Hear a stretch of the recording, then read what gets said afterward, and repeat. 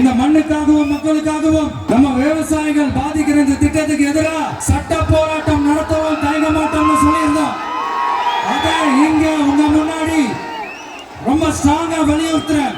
இந்த பிரச்சனையில நான் உங்களோட உறுதி அளிப்பேன்.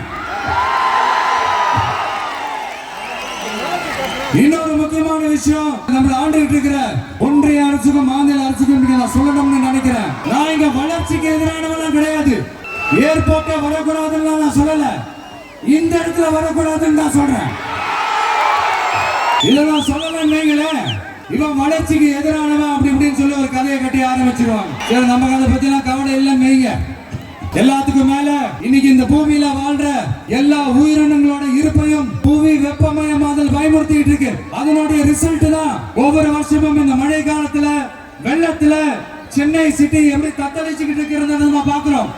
இப்ப ரீசன்ட் டைம்ல எடுத்த ஒரு அறிவியல் ஆய்வுல இப்படி ஒவ்வொரு வருஷம் சென்னையில வர ஃப்ளட்டுக்கு காரணமே இங்க இந்த சுற்று வட்டார பகுதியில் இருக்கிற சதுப்பு நிலங்களை நீர்நிலைகளை அழிச்சது தான் சொல்லுது. இப்படி ஒரு சூழல் இருக்கும்போது 90% ஆஃப் விவசாய நிலங்கள் 90% ஆஃப் நீர்நிலைகளை அழிச்சு இங்க இந்த பரந்தூர் விமான நிலையத்தை கொண்டு வரணும்னு எடுக்கிற அந்த முடிவை எந்த அரசா இருந்தாலும் அது மக்கள் விரோத அரசா தான் இருக்க முடியும்.